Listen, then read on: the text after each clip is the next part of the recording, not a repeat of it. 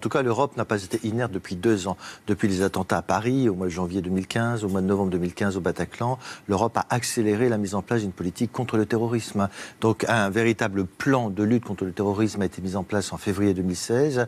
Et au mois de janvier, on a créé un centre européen de lutte contre le terrorisme. Donc ça, c'est quand même un premier pas, même s'il reste encore beaucoup à faire. Mais cette coopération, elle fonctionne réellement entre les services, des échanges d'informations Alors, c'est la grosse difficulté parce qu'effectivement, vous savez qu'il y a 2 organismes, en gros Eurojust et Europol, qui contribuent à la recherche d'informations, aux diffusions d'informations, qui également contribuent aux enquêtes pénales, Europol et Eurojust.